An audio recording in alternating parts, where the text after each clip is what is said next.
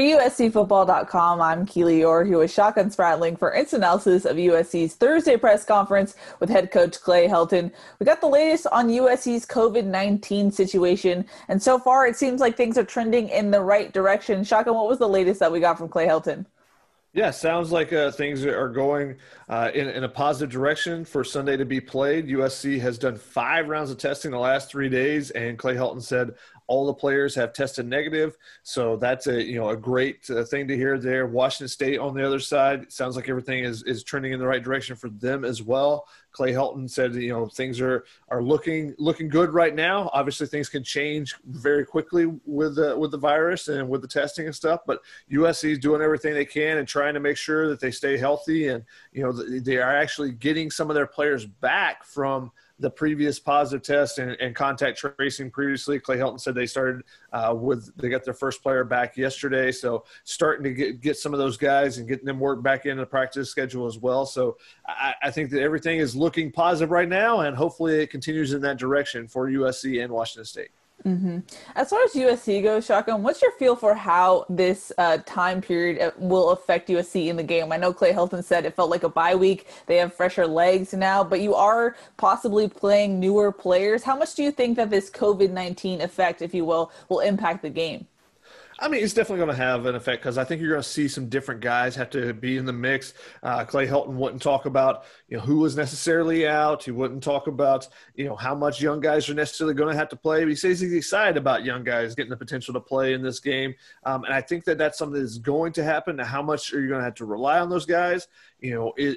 With so many guys being out with contact tracing over this last week, how many guys have been able to practice? Are you working some guys in? Are you trying to get guys back healthy? Are you trying to get guys back in shape? I asked Clay Helton about, he said previously about that the medical professionals had devised a kind of a workout plan for the guys that are in quarantine, and he wouldn't go into it. I didn't know. I asked him, do they get a Peloton or something in their rooms? But he said similar to how they had early during the quarantine, that the NCAA allows them to provide some equipment to players and stuff. So maybe they get a workout bike or some free weights and stuff in their room to work out and stay active while they're in isolation during quarantine and stuff. But he's hoping those guys are staying in shape as much as possible.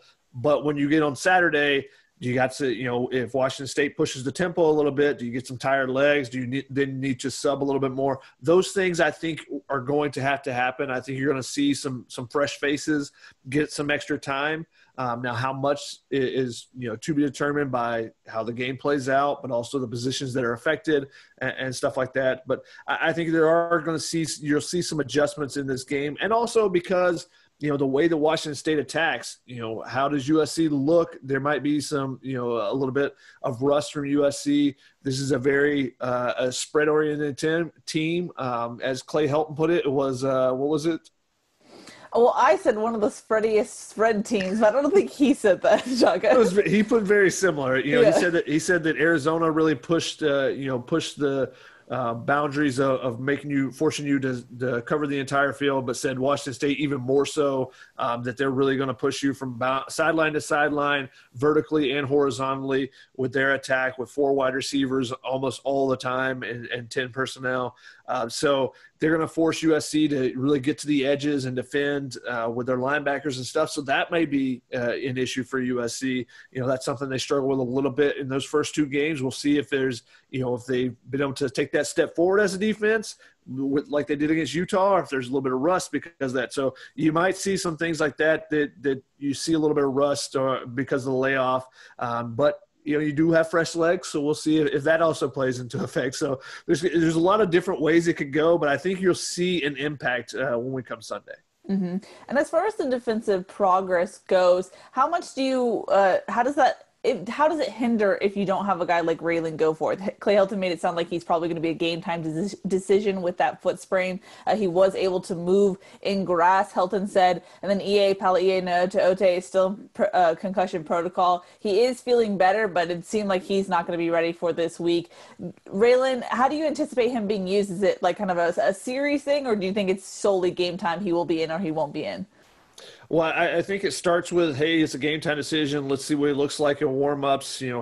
How he does the next couple of days. Remember, they're still, this is their Thursday practice, but this is a normal Wednesday, so they would have a full practice today. A Thursday practice, kind of a walkthrough, and then a special teams lighter practice, and then Friday their normal Friday practice is a walkthrough.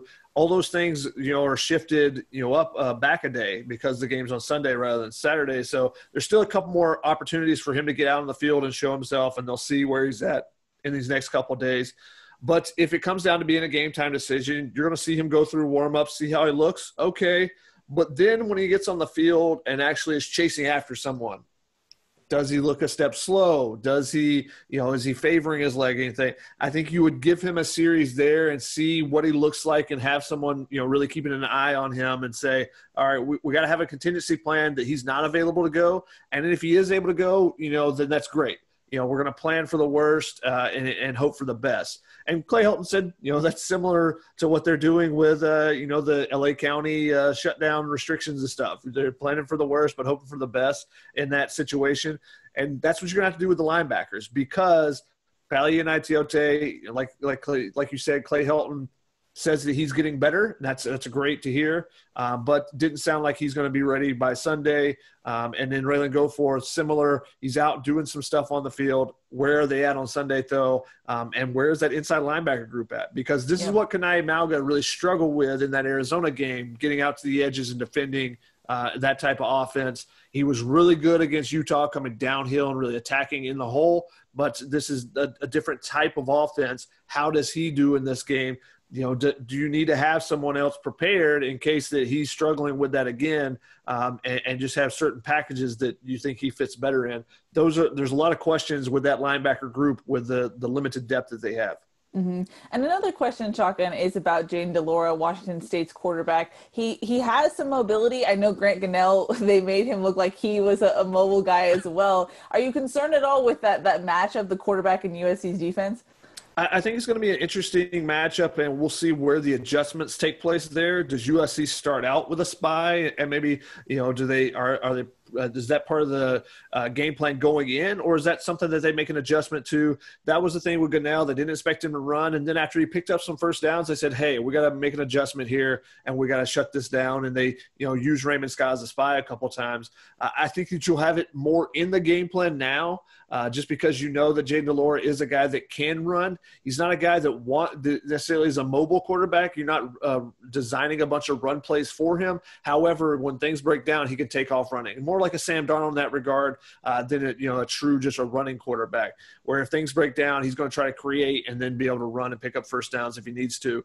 So I think that you look at it, you go, okay, do you want a game plan and just have that in there already, or is that something you just make an adjustment to? I think they'll do a little bit more game planning in this regard because they know that he's a little bit more mobile than a Grant Gunnell. He's more like a Jaden Daniels, so I think you're going to have some specific things in there and say, okay, this is a small package that we have already designed for this game that, in case that we think there's situations where he may want to try to take off and run when things break down. And then if you need to expand on it in the game, I think you can do that as well. Mm-hmm.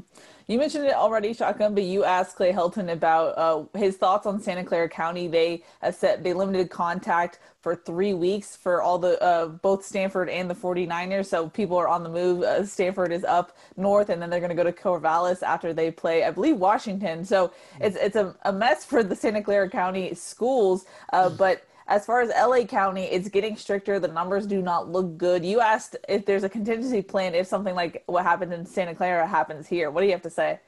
Yeah, there's been a lot of discussion about LA County and restrictions and LA City and different things. So, ask Clay Helton, is there concerns there, that you may be forced out, kind of how Stanford and the San Francisco 49ers were?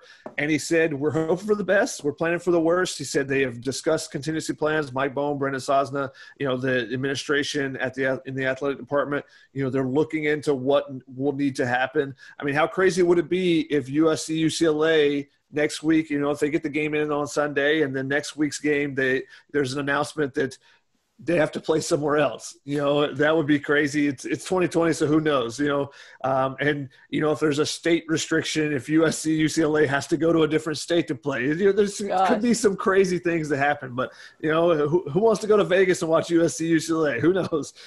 We could see them in the new stadium or something. I don't know. But it's an interesting thing to think of, and they are looking forward and thinking about what could happen in the next couple of weeks. You asked Clay about preparing for UCLA because they're playing on Sunday this week, they're playing on Saturday next week, so it's a shorter week. Do you have to prepare for them a little bit? And he brought up the fact that they could play 3 games in the next 15 days. They could play 3 games in 13 days total, because they'll play on Sunday this week, they'll play UCLA next Saturday, and if they win both of those games, they're in the Pac-12 championship game, and that'll be on the Friday after. So it could be a short week for 2 weeks straight. So they're monitoring the players and monitoring their workloads and stuff like that, but they're preparing to have to double up on game plans and do some different things and be prepared. When you're off for 2 weeks, basically, then, you have to be looking ahead at things like that. And they've done some self-scouting in the last couple of weeks with the week off. And, they're also looking forward at some of those game plans of teams that they could play going forward as well. Mm-hmm. Alrighty, Shotgun. It's a while. I know Clay Helton said that you take it every test, every practice, every day in this situation. So we still have some ways to go before Sunday comes and USC plays Washington State. But any final thoughts? How do you think this one's going to go? I mean, the biggest thing is you have to be able to adapt. And that's what Clay Helton said. For the game itself, if Jaden Delore gets out of the pocket and you have to make some adjustments, you got to be able to adapt. With this entire season, it's been about who's best able to adapt as far as everything that's going on around outside the football field, inside the building as well, trying to take care of all the precautions and stuff. And that's the same thing that USC will do if there's some restrictions placed in LA County or anything. And Clay Helton, he had the quote. He said, "They don't pay you to make excuses. They pay you to find solutions." And when you're a multimillionaire get every year, then that's what you got to do. So Clay Helton and the team have to be able to put those things together. And that's what you hope to see from USC going forward, is that they continue to find ways to win games and, that they're able to adapt as things come up. And they've done that so far, the first 3 games. It hasn't always been pretty, those first couple games having to come back, but they've made some adjustments, and, we'll see where this team is, if they can take that step forward from the Utah game. And then maybe, if they beat Washington State and they do it convincingly, maybe people go, maybe this team is actually good. Maybe we should move them up some of these rankings a little bit more. And, we'll see where USC continues to push forward. But it's all about that adaptation and how well you can do that. Yep. Score prediction, Shotgun. You're not getting away with this one. How do you think this one's going to go? I'm going to go back to my tunnel vision prediction, and I'm going to go with a 35-27. I think it's around an 8-point. I don't think USC covers as a double-digit favorite again, but I think that they can win this game. And, even 8 points can be not that close. Maybe it can be an 8-point spread, but doesn't feel like it's, a one-score game the entire game. I think that they are more talented than Washington State for sure. And I think that it's whoever adapts best to this time off, because obviously Washington State has had 2 weeks where they have not played. So who is rusty coming out, who can jump out to an early lead and kind of force the other team to do some of the things that they want to do. Yep. Alrighty, that's going to wrap it up for USC's Thursday press conference. For Shotgun Spratling, I'm Keely Eure. For more, check out uscfootball.com.